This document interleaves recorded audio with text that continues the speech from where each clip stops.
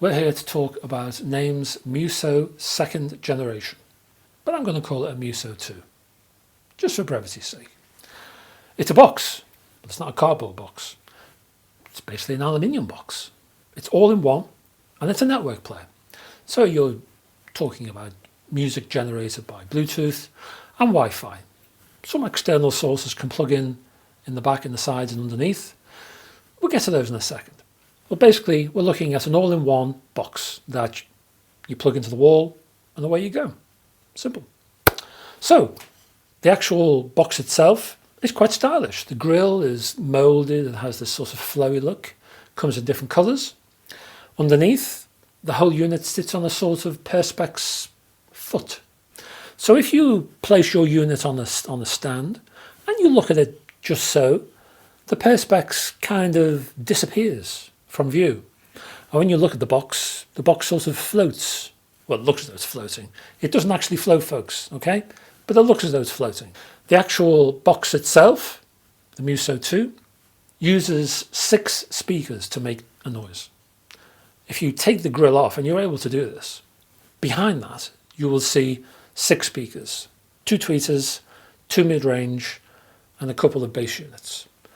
They all point forward, straight at you. Each one is generated by a Class D amplifier, each one powered by 75 watts of power. The connectivity part of the Muso 2 is in 2 parts, as it were. Both of them have an issue or two.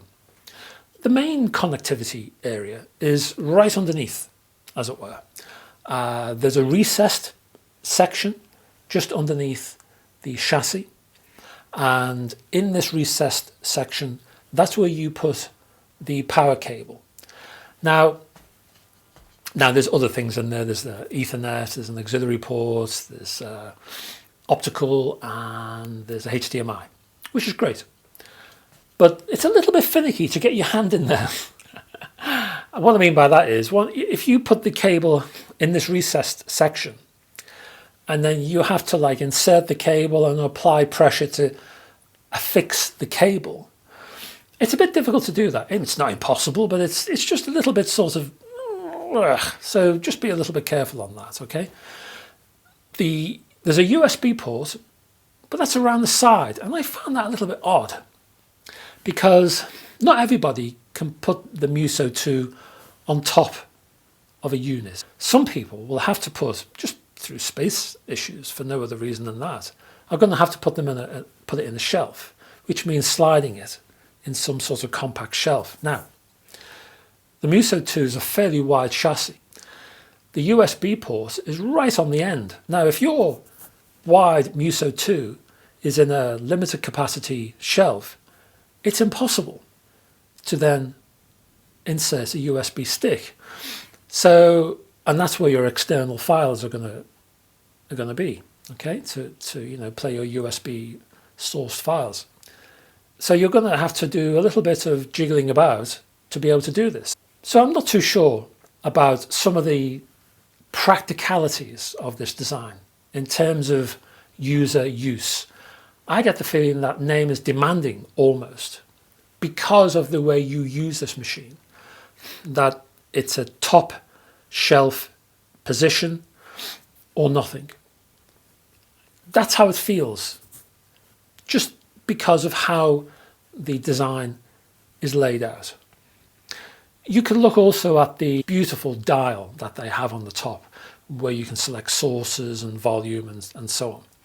It's a touch sensitive, and also it can sense that your hand is going towards it. So as your hand goes towards it, it automatically switches on, comes to life, lights up. And then you turn this big wheel, basically, to make your selection in terms of sources and volume. It's very beautiful. It's a very lovely thing to have. But again, it's right on the top. So if your Muso is in a shelf, it's a little bit tough to get at it. It might be impossible depending on the shelf height.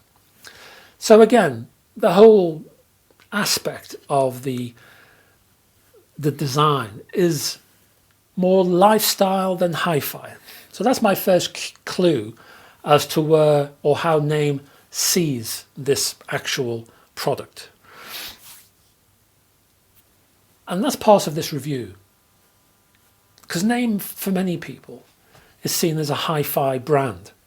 But this product is very much more lifestyle in its approach.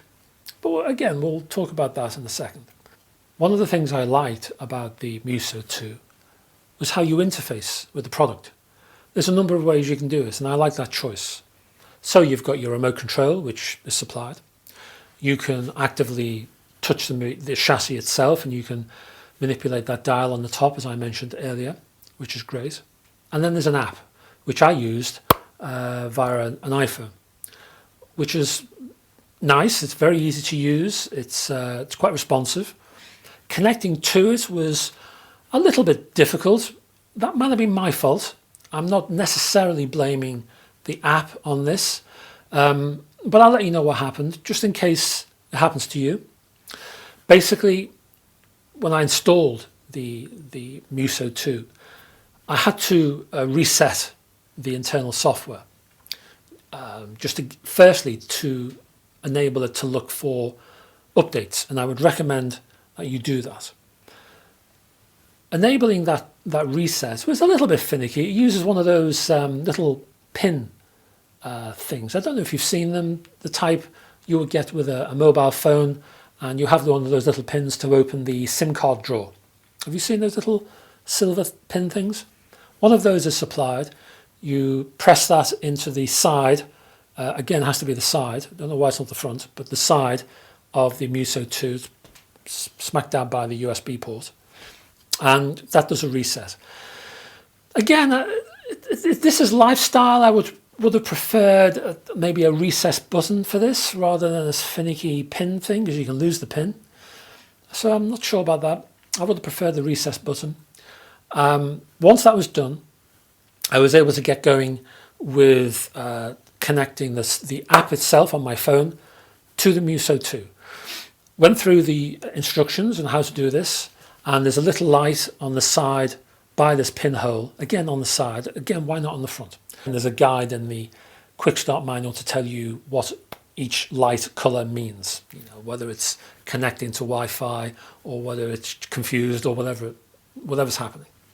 So go through the instructions, and I did this, and on my phone there's one of those little progress wheels, which just goes circles round and round, and it's having a think as the connection was occurring, but it didn't.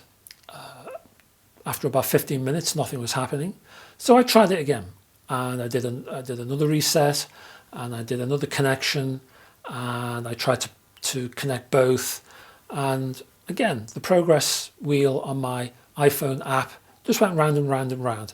The app was just not seeing the name. When I accidentally pressed a button, I don't know what it was, to be honest with you, but I accidentally pressed a button and found that the app had been connected to the name all this time. It was connected anyway. It's just that the app was not telling me it was connected. The app was saying it was confused and I can't connect. In actuality, the app was connected to the Muso 2. So just be a little bit careful. Again, it might have been me, it might have been my Wi-Fi, it might have been something I did or didn't do, but just be wary of that. So once you're in, everything's fairly straightforward, fairly self-explanatory. And I started doing very early sound tests on this. And basically, I thought the name sounded very bassy and too much in your face and very boomy, and I couldn't understand why. And then I saw a cogwheel in the software on the app. Tapped on that and noticed that a loudness control had been defaulted as on. So I turned that off. Bass restored itself to some sort of normality, which is great. There's a couple of room compensation features in the software too, so you can put the Muso 2 in a corner or against the wall. Basically, it backs off the bass. That's the bottom line. I did a couple of brief tests. Basically, I wanted to see if the Muso 2 was lifestyle in its approach or hi-fi in its approach. So I decided to test it as a piece of hi-fi.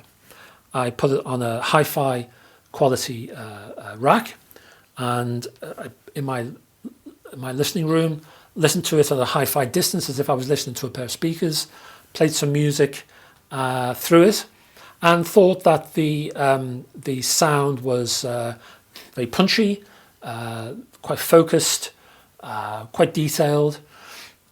If you upped the sound to quite high volumes, the mid-range could be slightly forward, maybe just a touch, but you'd have to really give it a push to get to that sort of sound, you know. As it was, as I said, a little bit sort of in your face sound, very confident feel. So I decided to tweak it a little bit, and first thing I did was to get some isolation feet. I used 4 lid 2s, that's LYD lid 2s. I'll put a link underneath for the review of these feet, and put those underneath to raise up the unit, which obviously, you know, you're going to lose that sort of design thing, because then you lose that perspex foot thing, you know, so you lose that. But I did notice a reduction in noise, a little bit of enhanced clarity in terms of mid-range, so that was a good thing. I then took the grill off to see if that changed anything in terms of sound, and it did. Mid-range was more open, airy. I noticed a little bit more subtle details in terms of cymbal hits, guitar strums, bass seemed a little bit more organic. Downside on that, there was just a touch of sort of clinical edge on the upper mids in the extremes. So I suppose what the grill is doing is just rolling off the very extremes of the mid-range when the grill is on. Take it off, you hear that just slight edge, but a lot of positives there. The only problem is if you just see the bare speakers and the whole thing risen up on a set of feet, it looks like something from a mobile disco. Do you know what I mean? You sort of lose that suave, sophisticated finish, which is a bit of a shame. So, but it's horses for courses, you know? Do you want the aesthetics? Do you want the sound? You've got to make the choices. And before we go any further, I should talk about the sound specification, shouldn't I? On the PCM level, we're talking 32-bit 384. On DSD, because DSD is supported, it'll go as high as 128. I think if you're going to use DSD in this day and age, I would have expected 256 in all seriousness. But hey-ho. To this point, I've been using a USB stick as my source for music. So I changed that. I upgraded, as it were, to an Ashton & Kern AK120 and used that as my music source. And upgrading to the Ashton & Kern really improved the sound quality. And it's nice to see the Muso 2 taking note of the quality of the sources. So it does react. You feed it with a good quality sound source, it'll give you far better sound. And I found that the sound quality was a lot more subtle, far more nuanced. The mid-range detail was far more intricate, much more interesting. Bass had a far more organic quality about it. The Muso 2 really respected a good quality sound source, and the Ashton & Kern certainly gave that, especially compared to this USB stick I had in there previously. So a good thing. I then went from an external source to a selection of the Wi-Fi services on offer. And for me, I tried Spotify. I also used internet radio. I utilized Chromecast, and through that, I pushed YouTube music. Again, I found that it depended on the quality of the supply. The Muso 2 did react to the quality, even on the streamed level. If you gave it a decent stream, the Muso 2 would come right back at you with a far better playback. And again, it doesn't always happen with lifestyle all-in-ones. It's nice that the Muso 2 has that, it's able to discern, it's able to tell the difference between a good quality source and a bad one, and a mediocre one. And that's nice. Overall, for the Wi-Fi services, There may have been a sort of lack of tonality, that sort of tonal realism that you're looking for. But even so, the wireless services were still very good. There was nothing harsh about them. There was nothing grating. Listening fatigue didn't appear at all. I found that there was a sort of evenness about them all. There was a certain discipline imposed by the Muso 2.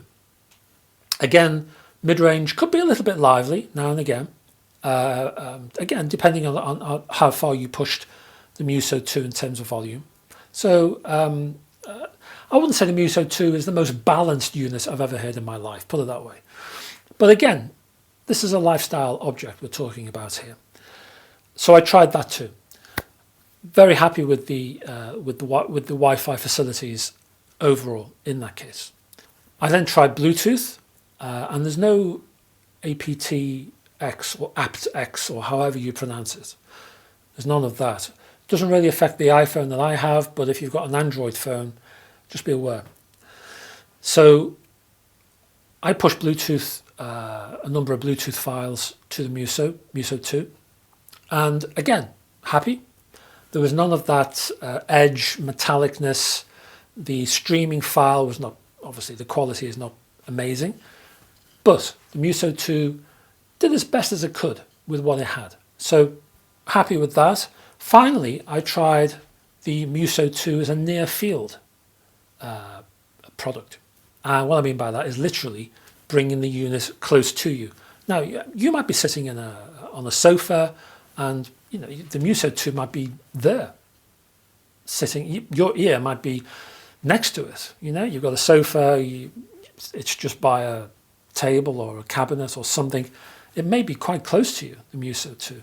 So a near field test is a valid one, as far as I can tell. So near field, low volume, superb, basically in this area. The problem with some lifestyle components, when they perform in a near field, especially low volume way, is that detail collapses, just like a pack of cards.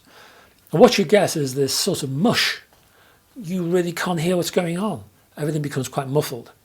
Not with the Muso 2. The Muso 2 retained its detail. It enabled the ear to pick out fine details, even in a near field, low volume situation. That, I thought, again, just accentuated the lifestyle nature of this product. So let's get to the conclusion. What do I really think of the Muso 2? I love it, but not as a piece of hi-fi. This is not a hi-fi product. This is not a hi-fi component. Yes, if you do place the component on some isolation feet, sound does improve. Yes. If you take the grill off, certain aspects of the sonic envelope do improve. Yes. But that's not the point of buying a Muso 2. That's not why you would want a Muso 2. You want a Muso 2 in a lifestyle situation. You want to show it off, firstly. All that trouble that the Naim has gone to with the design and the presentation, why do you want to hide it inside a shelf, right? Why do you want to do that? What's the point? You've got that great dial thing on the top, which looks good on its own. You've got all the sculpting, and why do you want to hide all that? So you really want to put it on top of something. You want it in full show.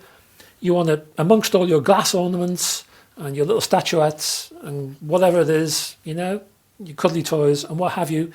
It's there in amongst family items. This is a lifestyle product. You can enhance the sound by doing hi-fi tweaks, yes. But really, that's not the point. In the meantime, have a look below at some of the links I've recommended. There is a review I've done on my site. If you want to check that out, that gives you some more extra detail. Check the link underneath there too. That's there as well. And I will see you next time. So until we meet in the next video, it's almost time for a song, that isn't it? Until we meet in the next video, I will see you then. Bye, bye, bye.